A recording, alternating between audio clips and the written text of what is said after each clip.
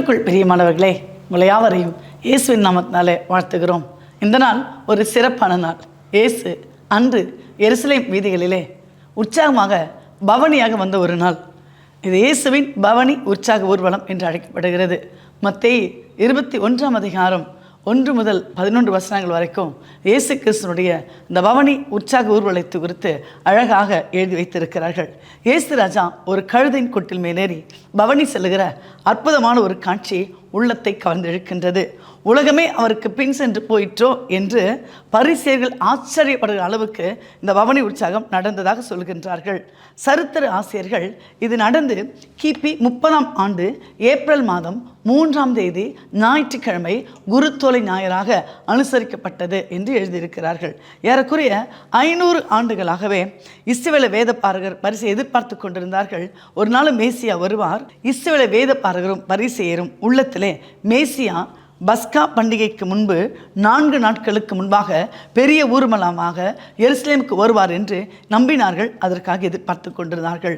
ஒருவேளை இந்த இயேசுவின் பவனி ஊர்வலம் சிறியதாக ஆரம்பித்தாலும் போக போக போக அது காட்டுத்தீ போல மிக வேகமாக பரவியது. சிலர் உயிரோடு எழுந்த லாசருவை காண வந்தார்கள். ஏனென்றால் அதற்கு முந்தைய வாரத்தில் தான் இயேசு கிறிஸ்து மரித்த லாசருவை உயிரோடு எழுப்பியிருந்தார். முதலாவது தீர்க்கதரிசிகளின் ஊர்வலம். ஒருமுறை சவுல் தன் கழுதைகளை தேடுவதற்கு சாமுவேலிடத்தில் கழுதைகள் காணவில்லை. அது எங்கே இருக்கிறது கேட்பதற்காக சாமுவேலிடத்தில் செல்லுகிறார். ஆனால் சாமுவேல் அவருக்கு சொல்கிறார், நீ செல்வாய், உனக்கு எதிரே தீர்க்கதரிசிகளின் கூட்டம் வரும், நீயும் தீர்க்கதரிசியை மாறுவாய் என்று சாமுவேல் சவுலுக்கு சொல்கிறார். சவுலுக்கு தீர்க்க தரிசனத்தை குறித்தோ அபிஷேகத்தை குறித்தோ வல்லமை குறித்தோ தெரியாது. ஏனென்றால் அவர் தன் கழுதைகளை தேட சென்றிருக்கிறார். அப்படி அவர் செல்லுகையில் மேலிருந்து வரக்கூடிய தீர்க்கதரிசிகளின் கூட்டம் ஒன்று மேலிருந்து வருகிறது. சவுலுக்குள்ள தேவ ஆவியானவர் இறங்கினார். அது தீர்க்கதரிசி அபிஷேகமாய் மாறியது. சவுலும் தீர்க்கதரிசியும் உரைக்க ஆரம்பித்து விட்டார். ஜனங்கள் பார்க்கிறார்கள், சவுலும் தீர்க்கதரிசிகளில் ஒருவனோ என்று கேட்கிறார்கள். இது தீர்க்க தரிசன ஊர்வலம். இரண்டாவது ஊர்வலம் வேதத்தில் இருக்கிறது. அது கனப்படுத்துகிற ஊர்வலம். அதாவது அகாஸ்வேரு ராஜா மொர்தெகாய் என்பவரை கனம் பண்ண வேண்டும் என்று ஒரு பெரிய ஊர்வலத்தை ஒழுங்கு செய்திருந்தார். அப்படி செய்கையில் ராஜாவுக்கு விரோதமாக சில சதி செய்திருந்தார்கள். அந்த காரியத்தை மொர்தெகாய் ராஜாவுக்கு அறிவித்திருந்தார். இது ராஜாவுக்கு தெரிய வரும்பொழுது அந்த மொர்தெகாயை கனப்படுத்த வேண்டும் என்று ராஜா ஒரு ஊர்வலத்தை ஒழுங்கு செய்திருந்தார். ஆமான் கிட்ட அந்த ராஜா கேட்குறாரு, ஒரு ராஜா கனம் பண்ணுகிற விரும்புகிற மனிதன் எப்படி செய்யணும்? ஒன்று ஆமான்னு நினச்சாரு, தனக்குத்தான் அந்த கனம் வரப்போகுது, தனக்கு தான் மகிமை வரப்போகுது நினைத்து அவர் சொல்கிறாரு, ராஜா கனம் பண்ண விரும்புகிற மனுஷனுக்கு செய்ய வேண்டியது என்னவென்றால், ராஜா உடுத்தி கொள்ளுகிற ராஜவஸ்திரமும் ராஜா ஏறுகிற குதிரையும் அவர் சிறுசிலே தரிப்பிக்கப்படும் ராஜமுடியும் கொண்டு வர வேண்டும். அந்த வஸ்திரமும் குதிரையும் ராஜாவுடைய பிரதான பிரபுக்களில் ஒருவருடைய கைகளில் கொடுக்கப்பட வேண்டும். ராஜா கனம் பண்ண விரும்புகிற மனுஷனை அலங்கரித்த பின் அவனை குதிரையின் மேல் ஏற்றி நகர வீதியில் உலாவடி செய்ய வேண்டும் என்றான். எஸ்தர் 6ஆம் அதிகாரம் 7 முதல் 9 வசனங்களை சொல்லுகிறது. ஏனென்றால் அந்த ஆமான் நினைத்தான், ராஜா தன்னை தவிர யாரை கனம் பண்ணுவார் என்று. ஆனால் இங்கே பாருங்க, ராஜா இந்த மொர்தெகாயை கனம் பண்ண விரும்புகிறார். அவர் நம்ம கூட ஆண்டவர் கனம் பண்ணும்போது வானத்தின் பலகணிகளை திறந்து இடம் கொள்ளாமற் போக மட்டும் ஆசீர்வாதத்தை நமக்கு மேலே வர்ஷிக்க பண்ணுவாராம். வேதத்தில் மற்றொரு ஊர்வலம் இருக்கிறது. அது ஜீவ ஊர்வலம். அதாவது லூக்கா 7ஆம் அதிகாரம் 11 முதல் 14 வசனங்களை வாசிக்கும் போது அங்கே இன்னொரு ஊர்வலம் வருகிறது. நாயின் என்கிற ஊரிலிருந்து புறப்பட்டு வந்த அந்த ஊர்வலத்தில் மரித்த ஒரு வாலிபன் கொண்டு வரப்படுகிறான். அந்த வாலிபன் மரித்து போய்விட்டான். அந்த தாய்க்கு வேறு யாரும் உதவி செய்வதற்கு யாருமே இல்லை. அந்த மாதிரி ஒரு சூழ்நிலை. நாயின் என்றால் ஒரு அழகானது அப்படின்னு அர்த்தம். ஆனால் அந்த அழகான ஊர்லேருந்து ஒரு சவம் வெளியே வருகிறது. அப்படி வெளியே வரும்பொழுது ஆண்டவர் அங்கு பார்த்து அந்த விதவையின் கண்ணீரை பார்த்து, ஏன்னா நமக்கு வேற யாருமே இல்லையே, அந்த தாயின் கண்ணீரை பார்த்து மனம் இறங்கி அந்த வாலிபனுக்கு ஜீவனை மீண்டுமாய் கொடுக்கிறார். ஸோ இந்த மரித்த ஊர்வலம் ஒரு ஜீவ ஊர்வலமாக மாறிவிடுகின்றது. இப்போ பாருங்க, அந்த மரித்தவனுக்கு பின்னாக ஒரு கூட்ட ஜனங்கள் வருகிறார்கள்.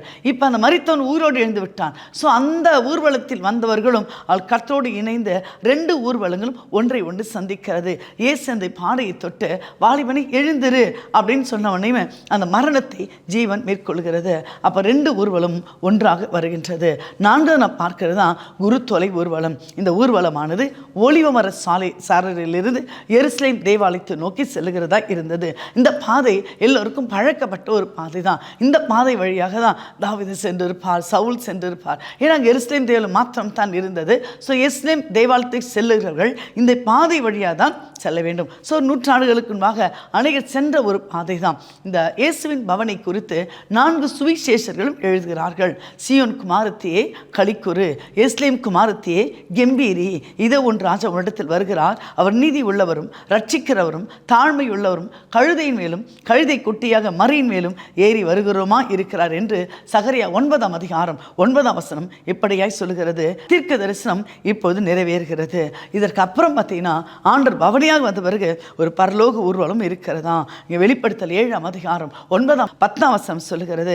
இவைகளுக்கு பின் நான் பார்த்தபோது இதோ சகல ஜாதிகளிலும் கோத்திரங்களிலும் ஜனங்களிலும் பாஷைகளும் வந்ததும் ஒருவனும் எண்ணக்கூடாததுமான திலான கூட்டமாகிய ஜனங்கள் வெள்ளை அங்கிகளை தரித்து தங்கள் கைகளில் குருத்தோலை பிடித்து சிங்காசனத்திற்கு முன்பாகவும் ஆட்டுக்குட்டியானருக்கு முன்பாகவும் நிற்க கண்டேன். அவர்கள் மகா சத்தமிட்டு ரட்சிப்பின் மகிமை சிங்காசனத்தை வீற்றிருக்கிற எங்கள் தேவனுக்கும் ஆட்டுக்குட்டியானவருக்கும் உண்டாவதாக என்று ஆர்ப்பரித்தார்கள். ஆம் பிரியமானவர்களே, கர்த்தர் வருகை இருக்கிறது இல்லையா, அது கூட ஒரு பெரிய ஊர்வலம் தான். கிறிஸ்துவும் தேவதூதர்களும் கேருபெண்களும் சேராபெண்களும் 1000 கடந்து வருகிற அந்த ஊர்வலத்தை நோக்கி நம்ம எதிர்பார்த்து கொண்டிருக்கிறோம். இந்த பவனி ஊர்வலத்தை குறித்து சிந்திக்கும் போது இந்த ராஜாவின் வருகை எளிமையான வருகை. அதாவது பல ஊர்வலங்களை குறித்து தியானித்தோம். ஆனால் இந்த இயேசுவின் பவனி ஊர்வலம் எதை குறிக்கிறது அப்படின்னு பார்த்தீங்கன்னா, இது ஒரு எளிமையில் மகிமை. இயேசு எருசலேமுக்குள் ஒரு குதிரையின் மேல் அல்ல கழுதையின் மேல். சதமர் ராஜாக்கள் எப்படி ஏறுவார்கள்? குதிரை மேல் ஏறுவார்கள். ஆனால் இயேசு தெரிந்து கொண்ட அந்த மிருகம் கழுதை.